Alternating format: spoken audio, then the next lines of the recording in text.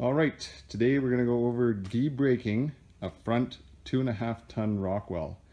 Give you guys kind of a rundown on how to knock the drum brakes off of these axles. The front's obviously different than the rear, but we'll go over the front today and we'll do the rear in a different video. So first step is to pull out the ring of bolts around your drive flange. Just a 1/2 inch bolt, so the 3/4 inch wrench or socket will pull them out.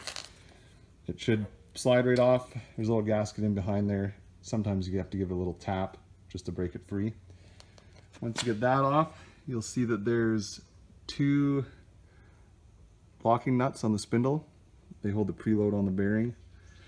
All you got to do is, there should be a locking tab here, you can see, and these tabs will be folded over to hold the nut in place.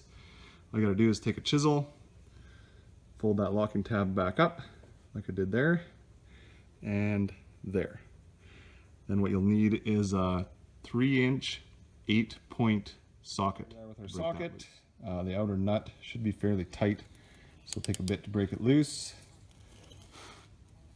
Obviously I'm pretty tough, so I just did it with one hand. And once that's loose, spin this outer nut off.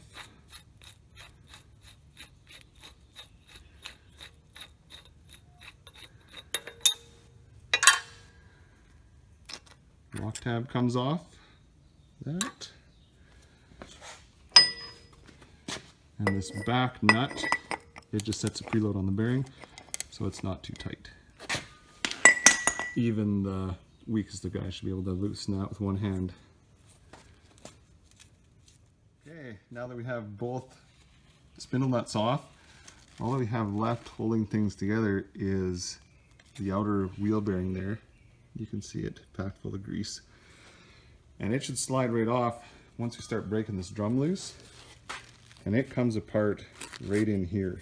The whole thing slides off attached to the hub. The only thing you gotta be careful with is you don't drop this bearing on the ground.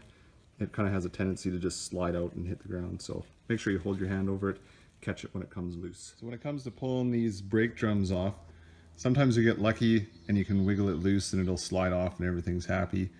But a lot of times, if there's a little bit of rust between the brake pads and the drum, you'll have to use either pry bar, hammer, or this is the setup I prefer to use. Just an H-bar puller, 2 1/2 inch chunks of ready rod, and then I just push against the end of the axle shaft here. And before you freak out and think that it's going to damage something, the axle shafts do have a thrust on the back side of them that's fine to push on, and the amount of pressure that it takes to get this thing off of here is very minimal. It just saves a headache. And here is the drum removed. You can see the brake shoes in there. Here's the drum. When you're removing it, just be careful. It's a bit heavy. You know, if you're struggling with that inner spindle nut, you might want to get a hand, use a an engine hoist, or maybe get your older sister to help you lift that off of there. You can see the inner bearing, it likes to stay on the spindle. That's fine, just leave it there for now. This is your ring of spindle bolts. Spindle nuts here, we'll be pulling them off to get the backing plate with the brake shoes off, and the spindle will come with. So the next step is we're going to pull off this ring of nuts. They hold the brake backing plate on along with the spindle. Usually what I do is I leave that inner spindle bearing in place. Unless you're planning on repacking it or changing that back seal, there's no need to really remove it. So what I'm going to do is I'm just going to cover that with a rag, or if you're poor like me, you can just cut up your sock and wrap that around there. It'll keep the dirt and stuff out of that bearing, save you from having to clean it up. Here's our backing plate removed.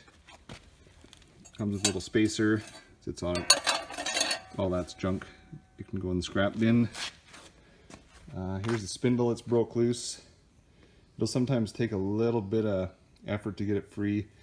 You can tap on the end of the spindle here. Just make sure you use a plastic hammer. Don't hit this with steel or anything.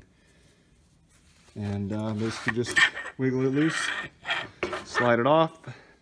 The other thing that I forgot to mention is once you're done pulling the spindle off, you can remove your sock from that bearing. It'll stay clean now.